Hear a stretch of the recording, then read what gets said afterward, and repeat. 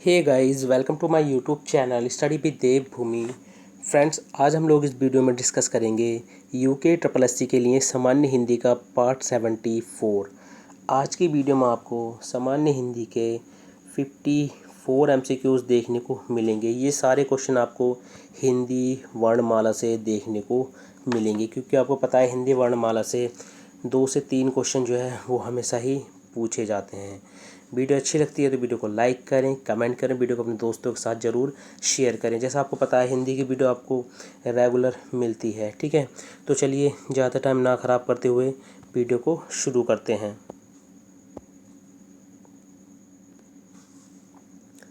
तो आज का पहला क्वेश्चन है, भाषा निर्माण की इकाइयों का सही अनुक्रम है। तो देखिए, भाषा निर्माण की इकाइयों का जो सही क्रम होता है तो सबसे पहला आती है ध्वनि। क्या आती है गाइज? ध्वनि। ध्वनि के बाद बनता है शब्द, शब्द के बाद बनता है पद, और पद के बाद बनता है वाक्य। तो ये सीरीज़ जो है किस में सही है? ये पद, तो ये सही हो जाएगा गाइज सी में, ठीक है। ऑप्शन सी में हमको ये सभी देखने को मिल रहे हैं। अगला है, भाषा की सबसे छोटी ध्वनि इकाई है। तो भाषा की सबसे छोटी ध्वनि इकाई जो होती है ये होती है वर्ण। क्या होती है? वर्ण। तो ए ऑप्शन जो है हमारा राइट हो जाएगा। अगला है, हिंदी के वर्ण लिखे जाते हैं। तो देखिए, हिंदी के वर्ण जो लिखे जाते हैं ये लिखे जाते हैं देवनागरी लिपि में। चलिए अगला क्वेश्चन देख लेते हैं। अगला है, हिंदी वर्णमाला में स्वरों की संख्या है। तो हिंदी वर्णमाला में जो स्वरों की संख्या होती है ये होती है 11। कितनी होती है? 11। तो डी ऑप्शन जो है हमारा राइट हो जाएगा। निम्नलिखित में से अनुस्वार का चिन्ह छांटिए। तो इनमें से अनुस्वार का चिन्ह जो है ये कौन सा है? तो अनुस्वार का चिन्ह जो होता है ये वाला होता है, ठीक है। तो ये हमको किस में देखने को मिल रहा है? ऑप्शन ए में। अगला है, निम्नलिखित में से आगत स्वर है। तो इनमें से आगत स्वर कौन सा है? ऑप्शन बी वाला, ठीक है। ये वाला जो अ है, ठीक है, इसके ऊपर जो है अर्ध बिंदु जो है, ठीक है, अर्धचंद्राकार जो बिंदी है ये वाली, ठीक है। अगला क्वेश्चन हो जाएगा आगत स्वर, ठीक है। आगत स्वर आ लिया गया, तो ये जो है किससे लिया गया है? तो ये लिया गया है अंग्रेजी भाषा से, ठीक है। तो सी ऑप्शन जो है हमारा राइट हो जाएगा। ह्रस्व स्वर का चयन कीजिए। तो इनमें से ह्रस्व स्वर जो है ये कौन सा है? तो ये हो जाएगा री से ऋषि, ठीक है। कौन सा हो जाएगा? री से ऋषि। अगला क्वेश्चन है गाइस, तो अगला क्वेश्चन है, आ निम्नलिखित में से कौन सा स्वर है? तो आ जो है ये कौन सा स्वर होता है? तो ये होता है दीर्घ स्वर। कौन सा होता है? दीर्घ स्वर। निम्नलिखित में से ए स्वर, ठीक है, ए वर्ण स्वर हैं। तो ए सर जो ए सेवन स्वर हैं ये कौन कौन सा हो जाएगा गाइज? ये हो जाएगा ओ। कौन सा हो जाएगा? ओ, ठीक है। इसको ध्यान में रखेंगे आप। अगला है, छोटा ए और बड़ा ए, ठीक है।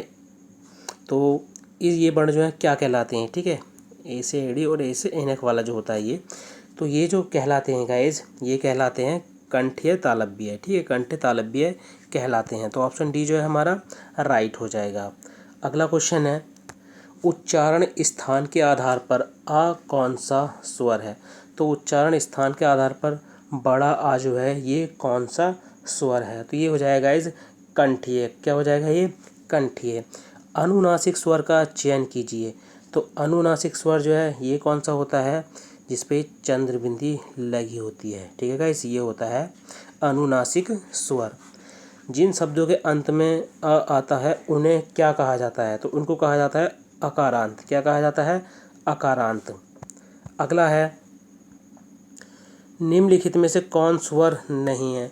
तो इनमें से कौन स्वर नहीं है? तो गाइज ये है ऑप्शन बी न, ठीक है। ये एक व्यंजन है। निम्नलिखित में से कौन सा पश स्वर है? तो इनमें से पश स्वर कौन सा हो जाएगा गाइज? बड़ा आ, ठीक है। क्या हो जाएगा? बड़ा आ। अनुनासिक का संबंध होता है, ये यूके ट्रिपल एससी ने एक बार पूछ भी रखा है, ठीक है, कि अनुनासिक का संबंध होता है। तो अनुनासिक का संबंध जो होता है मुंह और नाक दोनों से होता है, ठीक है। तो बी ऑप्शन जो है हमारा राइट हो जाएगा। अगला है, कंठोष्ठीय ध्वनि का उदाहरण है। तो कंठोष्ठीय ध्वनि का जो इनमें उदाहरण है ये हो जाएगा औ, ठीक है, ये वाला ओ, ठीक है।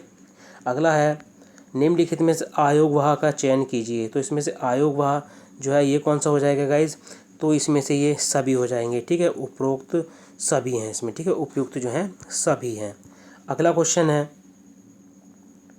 निम्नलिखित में से कौन सा शब्द अनुस्वार आयोगवाह ध्वनि से आरंभ है? तो इनमें से कौन सा है गाइज? तो ये है पंजिका। कौन सा है? पंजिका, जो अनुस्वार आयोगवाह से जो है प्रारंभ हो रहा है। ठीक है, अगला क्वेश्चन हो जाएगा, निम्नलिखित में से विसर्ग आयोगवाह ध्वनि से उच्चारित शब्द का चयन कीजिए। तो विसर्ग आयोगवाह ध्वनि से उच्चारित, तो ये हो जाएगा गाइज क्रम से। कौन सा हो जाएगा? क्रम से। अगला क्वेश्चन है, हिंदी वर्णमाला में आयोगवाह वर्ण कौन से हैं? तो ये काफ़ी महत्वपूर्ण क्वेश्चन है गाइज। ठीक है, तो हिंदी वर्णमाला में आयोगवाह वर्ण कौन से होते हैं? तो ये ऑप्शन बी वाले, ठीक है, ये होते हैं ऑप्शन बी वाले। इनको आप याद रखेंगे, काफ़ी पूछे जाते हैं। निम्नलिखित में से कौन आयोगवाह हैं? तो इनमें से कौन से जो है आयोगवाह हैं? ठीक है, तो ये क्या है? विसर्ग। ठीक है, तो कौन आयोगवाह होंगे इसमें से? विसर्ग। अगला क्वेश्चन है, निम्नलिखित में से कौन सी ध्वनियाँ हैं जिन्हें आयोगवाह कहा जाता है? तो देखिए, ये इन दोनों को कहा जाता है, ऑप्शन बी वाले को, ठीक है, और वाले को। ठीक है, तो आप इनको याद रखेंगे, ये काफ़ी मोस्ट इंपॉर्टेंट और पूछे भी जाते हैं। हिंदी वर्णमाला में व्यंजनों की संख्या है, तो हिंदी वर्णमाला में जो व्यंजनों की संख्या होती है गाइज, ये कितनी होती है? 33। कितनी होती है? 33। अगला क्वेश्चन है, झ निम्नलिखित में से किस वर्ग के अंतर्गत आता है? तो ये किसके अंतर्गत आता है गाइस? तो ये चा वर्ग के अंतर्गत आता है। ठीक है, तो ऑप्शन बी जो है हमारा राइट हो जाएगा। अगला है, निम्नलिखित में से कौन टै वर्ग के अंतर्गत नहीं है? तो ये कौन सा हो जाएगा इसमें? ऑप्शन डी ग। ठीक है, ये का वर्ग के अंतर्गत आता है। निम्नलिखित में से अंतस्थीय ध्वनि कौन सी है? तो इनमें से अंतस्थीय ध्वनि कौन सी है? य र लब। ठीक है, इसको आप यार लब करके भी कर सकते हो याद, अगर ये याद नहीं है ना तो यार लब करके भी आप इनको याद कर सकते हैं। अगला क्वेश्चन है, निम्नलिखित में से ऊष्म व्यंजन है। तो इनमें से ऊष्म व्यंजन कौन कौन से हैं गाइस? ये हो जाएगा ऑप्शन ए वाला। ठीक है, ये वाला श और हा जो होते हैं ये ऊष्मीय व्यंजन है। ठीक है, निम्नलिखित में से संयुक्त ध्वनि है। तो इनमें से संयुक्त ध्वनि कौन सी है? तो इसमें है ऑप्शन डी। ठीक है, संयुक्त व्यंजन कितने होते हैं? 4 होते हैं। ठीक है, छ, त्र, ज्ञा और श्रय, ये संयुक्त व्यंजन होते हैं गाइज। अगला क्वेश्चन है, निम्नांकित में नव विकसित ध्वनियाँ कौन सी हैं? तो ये हो जाएंगी ऑप्शन बी वाला। ठीक है, ये वाला डे और इसके नीचे जो ये बिंदी लगी हुई है। ठीक है, इसका आप ध्यान रखेंगे। निम्नलिखित वर्णों में संयुक्त व्यंजन है, तो देखिए कौन सा हो जाएगा इसमें? Option A. ठीक है, अगला है, निम्नांकित में से आगत व्यंजन का चयन कीजिए। तो जो आगत व्यंजन होते हैं वो कौन कौन से होते हैं गाइज? जिसके नीचे इस तरह से यहाँ पे बिंदी होती है। ठीक है, ये इस तरह से जो बिंदी होती है, तो ऑप्शन सी हो जाएगा इसमें। अगला क्वेश्चन है, हिंदी वर्णमाला में कितने पंचमाक्षर हैं? तो हिंदी वर्णमाला में कितने पंचमाक्षर होते हैं गाइज? तो ये होते हैं 5। ठीक है, कितने होते हैं? 5। निम्नांकित में से पंचमाक्षर का चयन कीजिए। तो इनमें से पंचमाक्षर कौन सा है? म। ठीक है, ऑप्शन बी जो है हमारा राइट हो जाएगा। क ख ग ज फ ध्वनियाँ किस भाषा या भाषाओं की हैं? तो इसके नीचे देखिए बिंदु भी लग रहा है, तो ये किस भाषा की हैं? अरबी फारसी की हैं। ठीक है, अरबी फारसी भाषा की जो हैं ये ध्वनियाँ हैं। अगला क्वेश्चन हो जाएगा, छ वर्ण किन वर्णों के सहयोग से बनता है? तो ये किन के सहयोग से बनता है गाइज? तो ये इस तरह से का और इसके नीचे हलंत और फिर ये वाला शा, तो ये किसमें? हमारा ऑप्शन ए में। अगला है, ज्ञा वर्ण किन के सहयोग से बनता है? तो देखिए ज्ञा वर्ण जो बनता है ज और ना। ठीक है, ऑप्शन ए। आपको देखिए चारों संयुक्त वर्ण है, ये आपको पता होना चाहिए कि किन किन से ये मिलकर बनते हैं। ठीक है, किन किन से ये मिलकर बनते हैं। 39वां है, त्रय वर्ण किसके योग से बना है? तो त्रा वर्ण जो बनता है ता और जिसके नीचे हलंत होता है और रा। ठीक है, ऑप्शन डी जो है हमारा राइट हो जाएगा। श्रा वर्ण जो बनता है ये किसके संयोग से बनता है गाइज? तो ये वाला शाव। ठीक है, और रा, तो ये ऑप्शन बी में है हमारा राइट हो जाएगा। अगला है, निम्नलिखित में से कौन सा वर्ण संयुक्त व्यंजन नहीं है? तो इनमें से संयुक्त व्यंजन कौन सा नहीं है? Option A. ठीक है, ये जो है संयुक्त व्यंजन नहीं है। 42वां य र ल व किस वर्ग के व्यंजन हैं? तो तो ये किस वर्ग के अंतर्गत आते हैं? अंतस्थीय व्यंजन है। ठीक है, कैसे हैं? अंतस्थीय व्यंजन है। अगला है निम्नलिखित में से कंठीय ध्वनि कौन सी हैं? तो कंठीय ध्वनि इसमें से कौन सी हो जाएंगी गाइस? तो ये हो जाएंगी क और ख। ठीक है, तो ऑप्शन डी जो है हमारा राइट हो जाएगा। अगला है तालव्य व्यंजन है। तो इनमें से तालव्य व्यंजन कौन से हो जाएंगे? ठीक, कंठ के बाद सीधा तालव्य आता है ना, तो ये च छ ज झ। ठीक है, ऑप्शन बी जो है हमारा राइट हो जाएगा। छ ध्वनि है, तो छ ध्वनि जो है ये किस तरह की है? तो ये तालव्य है। किस तरह की है? तालव्य ध्वनि है। अगला है निम्नलिखित में से मूर्धन्य व्यंजन कौन से हैं? तो मूर्धन्य व्यंजन इसमें से कौन से हो जाएंगे गाइज? तो ये वाला ड और डा। देखिए इसके नीचे जो बिंदी होते हैं आप इसका जरूर ध्यान रखेंगे। ठीक है, तो इनके नीचे नहीं है, आप इस तरह से आप इनको याद रखेंगे। ये मूर्धन्य व्यंजन है। निम्नांकित में से कौन से वर्णों का उच्चारण स्थान जो है मूर्धा है? तो किसका है गाइज? ये ट और ठ का। ठीक है, तो ऑप्शन ए जो है हमारा राइट हो जाएगा। निम्नलिखित में से अल्प प्राण वर्ण हैं। तो इसमें से अल्प प्राण वर्ण जो हैं कौन से हैं? तो ये हो जाएंगे क और ग। देखिए पहला, ठीक है, पहला, तीसरा और पांचवा, ठीक है, ये अल्प प्राण होते हैं, आप याद रखेंगे। ठीक है, अल्प प्राण होते हैं। दूसरा और चौथा जो होता है ये महाप्राण होता है। ठीक है, ये पॉइंट आप जरूर याद रखेंगे। अगला है निम्नांकित में से महाप्राण व्यंजन जो हैं ये कौन से हैं? तो ये कौन से हो जाएंगे गाइज? छ छ और झ। ठीक है, ये हो जाएंगे ऑप्शन सी, जो ये जो है महाप्राण है। निम्न में से कौन सा सघोष वर्ण है? तो सघोष वर्ण जो है कौन सा हो जाएगा इसमें से? माँ। कौन सा हो जाएगा गाइज? माँ।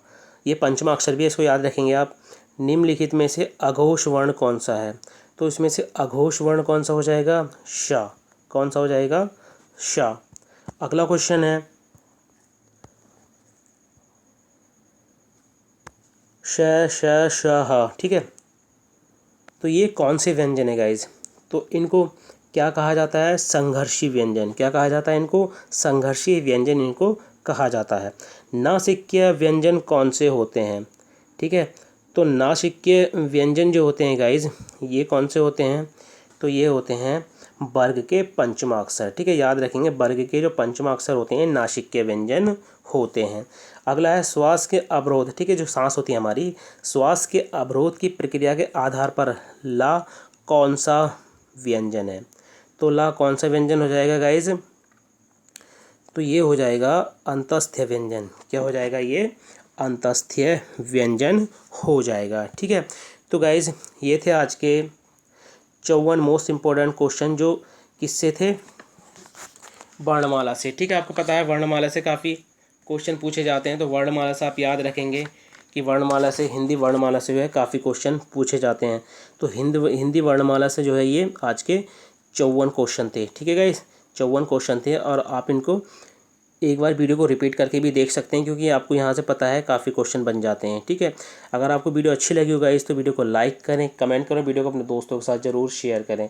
अगर आप हमारे चैनल से जुड़ना चाहते हैं तो आप हमारे चैनल स्टडी विद देवभूमि को सब्सक्राइब कर सकते हैं। जब चैनल को सब्सक्राइब करें तो बराबर बने घंटे के निशान को ज़रूर क्लिक कर लें, ताकि आप किसी भी वीडियो के नोटिफिकेशन को मिस ना कर पाएँ। तो चलिए मिलते हैं अपनी नेक्स्ट वीडियो में।